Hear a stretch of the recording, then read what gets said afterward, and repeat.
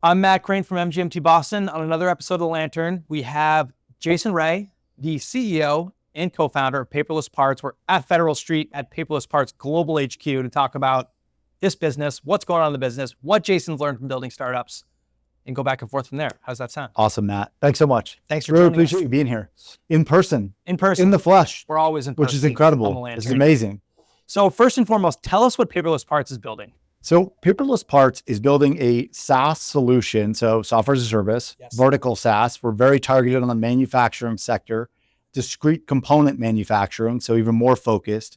We're building a solution that allows our customers to quote and estimate more effectively. So it's helping them take care of the most important piece of their business, which is really the top of the funnel. Right. Every job that they produce, every part they make, every assembly they make starts with a quote. So we got to make sure that we get the quoting right. Now, these are manufacturers across the U.S. building everything from airplanes to medical devices to Department of Defense is a really big piece of our business. So making sure that we're FedRAMP compliant, FedRAMP moderate compliant. It's really, really amazing to see from ideation. Right. When we first started the company, I remember looking at one of our customers who was prototyping Bose headphones, the new Bose with the curved top. And I remember seeing those same headphones on an employee like 6 months later. I'm like, that is so cool. That is cool to see the life cycle and the impact there. Absolutely. Now, we are sitting here today at the end of 2024, heading into 2025. A lot's going on in the business, and a lot has happened over the past couple of years. Where do we stand today? What are you all thinking about as we enter next year? Yeah, there's a lot of exciting things going on at Paperless Parts. Candidly, the last couple of years, I think the whole tech scene has been in a similar position. Absolutely. And it's get control of your destiny. Right. Make sure that your business is the right size business for the growth, for the success you plan to achieve.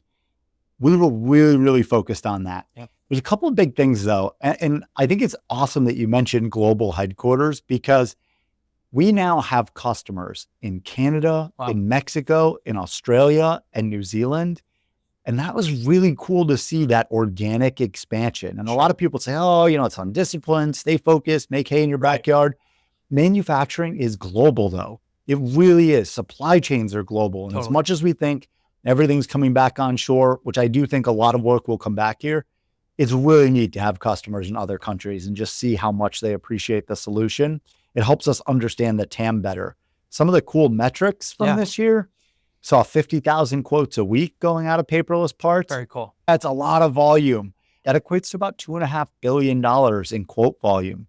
When we think about an industry where there's, call it 300 billion worth of custom parts, maybe we're seeing 10% of that today, which is really kind of cool. Yeah, it's neat. It's really neat.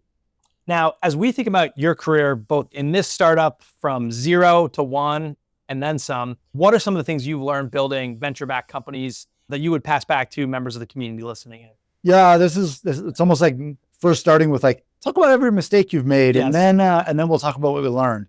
I think you hit on something really interesting, phases. Sure. So I think companies have a lot of different phases. 0 to 1 million in revenue is an interesting phase. Right. Do anything you possibly can to get to the 1. Yes. 1 to 5, I honestly would say 5 to 15 was the hardest. Interesting. 5 to 15 was really difficult because you're big enough to be the engine's running, right, but everything is breaking. It's like the doors fall off the car while you're driving it. Sure. It's like, oh crap, we're going 30 miles an hour and this just fell over sideways. So I think 1, understanding the phases, understanding what does the team need to look like, who should be in what seats on the team. That was really important. But I think also a lot of this comes back to each one of these phases is difficult in their own right. It's having a team that is fully bought in to go take the hill. Right. And that comes back to transparency. So making sure the team understands, are they building something that is going to last? Are they building something that's actually valuable? What does it mean to own stock in the company? Sure. And taking the time to help the team understand that. I think it comes back to also, how did you raise money? I think sometimes founders go out and they raise money and they put some really unnatural things in those term sheets to make sure that they get the initial excitement. Right. And the initial excitement is that valuation. Oh, we just raised, $25 million at 300 million. It's amazing. Like, look at this, look at us. What a lot of the employees and a lot of the team members don't understand is, well, maybe there's like 3x preference on that. Right. So that just made it a lot harder for everybody to be in the money when the business sells. Yeah. If you're almost betting on a home run. We were really intentional in how we structured the company, and we've been very transparent with our team. That's important. They need to understand. I think that's really helped us gain buy-in from the team members, and it sets them up to ask really hard and really beneficial questions in their later career. Absolutely. I think that's one of the biggest things I've learned, that transparency and getting the team on board. Yeah. And if you have more questions, you can find Jason pacing around on the financial district when he's taking a break in between meetings. Yeah, probably. Yeah, I usually have a German Shepherd with me. Yeah. Last but not least, how can we help Paperless Parts? For anyone else listening in the community who wants to contribute to the business, contribute to your success, what are those things that we can think about? We're always hiring. So that's awesome. We're hiring software engineers right now. We're growing our sales teams. Good. We're growing implementation. So pretty much any job across the business.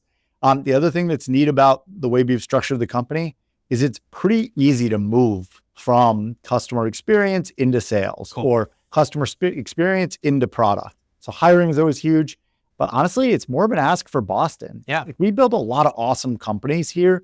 The tech scene is so understated. We get lumped into this like you're only biotech.